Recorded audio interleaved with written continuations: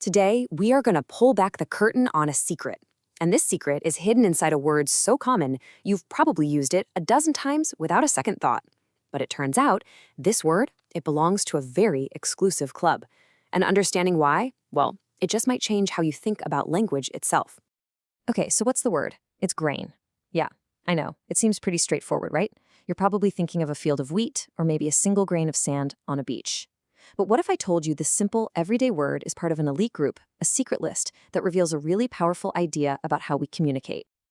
So before we dive into the mystery, let's just get on the same page. Let's start with what we all think we know about grain. It feels simple, doesn't it? It has a couple of very clear, very common meanings that we use all the time. First up, and this is the most obvious one, a grain is food. It's the wheat that makes our bread, the rice on our plate, the corn we eat. I mean, you could argue it's one of the fundamental building blocks of civilization itself. And then you've got this second meaning. A grain is also like the smallest possible piece of something.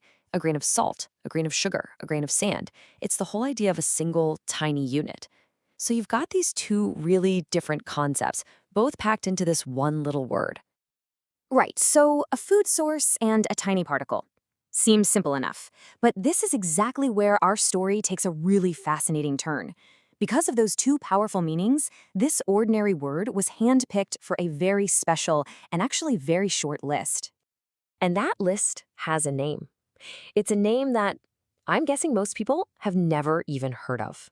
It's called the Basic English 850 list. And you don't have to take my word for it. According to the Simple English Wiktionary, it's right there in black and white. Grain is on the Basic English 850 list. This, right here, is our big clue. This is the key that unlocks this whole story. And of course, that clue immediately brings up a much bigger question. I bet you're asking it right now. What on earth is the Basic English 850 list? Okay, let's break this down. Because this isn't just some random collection of words someone threw together. Oh no, it's a carefully constructed system with a very specific and pretty ambitious goal. The magic number here is 850. Now, think about it. The full English language has hundreds of thousands of words. But the people who created Basic English, they believed you only need these 850 to say almost anything you really need to say. So Basic English is what you'd call a controlled language. It's a super simplified version of English developed by a linguist named Charles K. Ogden, and it's built on this foundation of just 850 core words, and every single one was chosen for its power and its versatility. So why would anyone even do this? Well, the goals were huge. Ogden saw it as a kind of easy on-ramp for anyone learning English. He thought it could be a fantastic tool for clear international communication, but maybe most of all, it was an experiment to prove that you don't always need complex words to talk about complex ideas. And all of this, it brings us right back to where we started, back to our simple, powerful word, grain. It's actually the perfect example of why this whole system works. So why grain? I mean, seriously, out of all the thousands and thousands of words in the dictionary, what makes this one so special?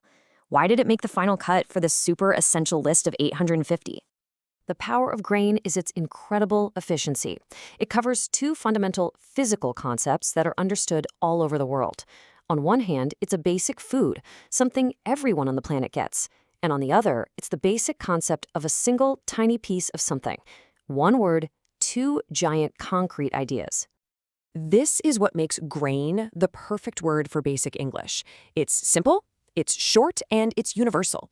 A word like barley didn't make the list because it's too specific. A word like particle got left out because it's too abstract.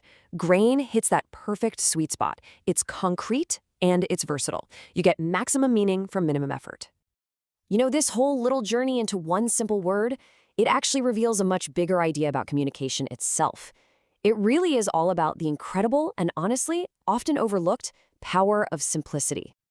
I think the lesson of Basic English and of a word like grain is that good communication isn't always about having more words. It's about having the right words. Those powerful, versatile, foundational words that can act like building blocks for a whole universe of ideas.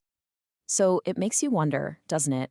In a world that's just so full of noise and complexity and jargon in our own work, in our own lives, What could we all understand a little better, explain more clearly, or connect more deeply on if we just focused on using fewer, better words?